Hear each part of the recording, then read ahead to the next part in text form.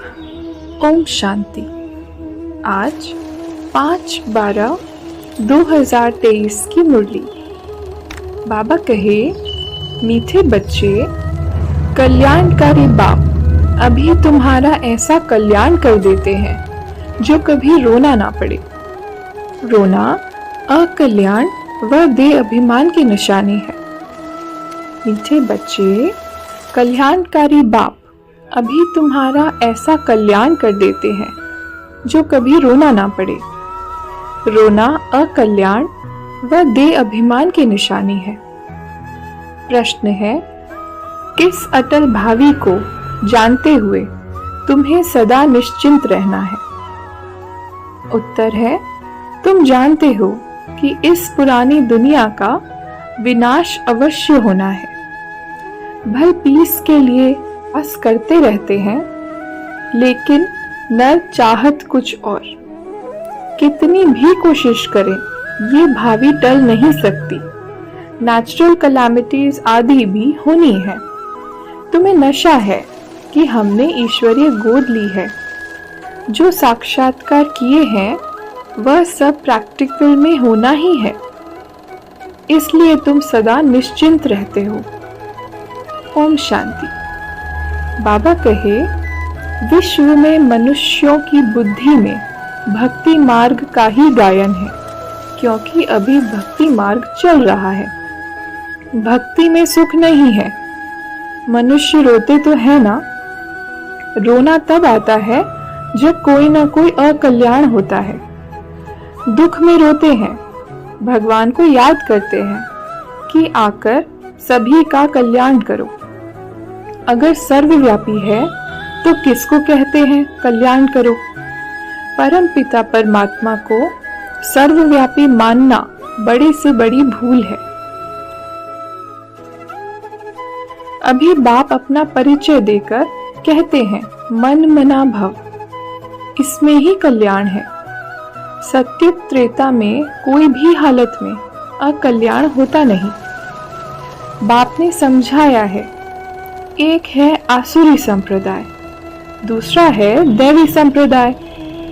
आसुरी संप्रदाय को मैं दैवी बना रहा हूँ। अभी है ब्राह्मण संप्रदाय, दैवी संप्रदाय बन रहा है। पहले पहले बाप का परिचय देना चाहिए।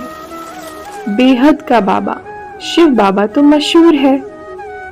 जीवन मुक्ति में अथवा राम राज्य में तो बहुत होंगे ना। सबको जीवन मुक्ति मिली होगी। तुम सेकंड में मुक्ति जीवन मुक्ति पाने के पुरुषार्थी हो। बच्चा बने हो, मम्मा बाबा कहते हो जीवन मुक्ति तो मिलेगी ना। जो मुक्ति जीवन मुक्ति के लायक थे, सबको माया ने नालायक बना दिया है। 5 तत्व भी नालायक बने हैं, फिर लायक बनाने वाला बाप है। तुम्हारा यह है ईश्वरीय परिवार, माता पिता और बच्चे। बाप कहते हैं, मैं बच्चों को आगे ही प्रत्यक्ष होता हूँ, बच्चों को सिखाता हूँ। बच्चे भी कहते हैं, हम बाप की मत पर चलते हैं। बाप भी कहते हैं, मैं बच्चों के ही सम्मुख आकर मत देता हूँ, बच्चे ही समझेंगे। बाप कहते हैं, मुझे याद करो तो विकर्म विनाश होंगे, और स्वदर्शन चक्र को याद करो तो चक्रवर्ती राजा बनेंगे। मन मना भव, मध्याजी भव का अर्थ भी यह है। मुख्य यह एक ही बात है। गीता में मुख्य यह एक ही भूल है। बाप कहते हैं, मुझ कल्याणकारी को ही आकर कल्याण करना है। शिव तो सुप्रीम फादर है सब आत्माओं का। वह रचता है, नई नॉलेज देते हैं। सृष्टि के आदि मध्य अंत को वह जानते हैं।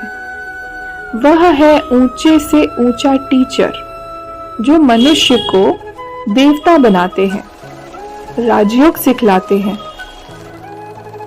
यहाँ तो एक ही बात है, हम विश्व के मालिक बनेंगे।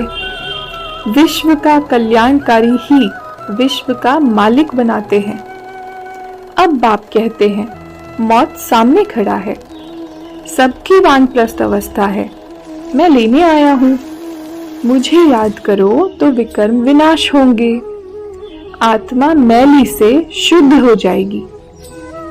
फिर तुमको स्वर्ग में भेज देंगे।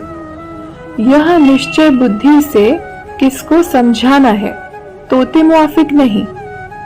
निश्चय बुद्धि को फिर रोने की व देह अभिमान में आने की बात नहीं रहती। देह अभिमान बहुत गंदा बना देता है। अब तुम देही अभिमानी बनो। शरीर निर्वाह अर्थ कर्म करो। वह तो कर्म सन्यासी बन जाते हैं। यहाँ तो तुमको गृहस्थ व्यवहार में रहना है। बच्चों को संभालना है। बाप को और चक्र को जानना तो बहुत सहज है। आज का वरदान है, व्यर्थ संकल्पों को समर्थ में परिवर्तित कर सहज योगी बनने वाली समर्थ आत्मा भव। व्यर्थ संकल्पों को समर्थ में परिवर्तित कर सहज योगी बनने वाली समर्थ आत्मा भव। विस्तार है, कई बच्चे सोचते हैं कि मेरा पाठ तो इतना दिखाई नहीं देता, योग तो लगता नहीं, अशरीरी होते नहीं।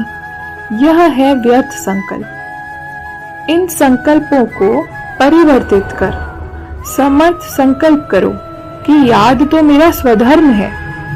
मैं ही कल्प कल्प का सहज योगी हूँ। मैं योगी नहीं बनूंगा तो कौन बनेगा।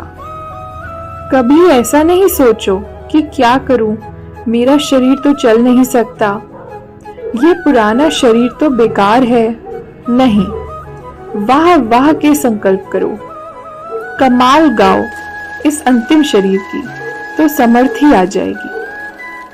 स्लोगन है, शुभ भावनाओं की शक्ति दूसरों की व्यर्थ भावनाओं को भी परिवर्तन कर सकती है। शुभ भावनाओं की शक्ति दूसरों की व्यर्थ भावनाओं को भी परिवर्तन कर सकती है। अच्छा, ओम शांति।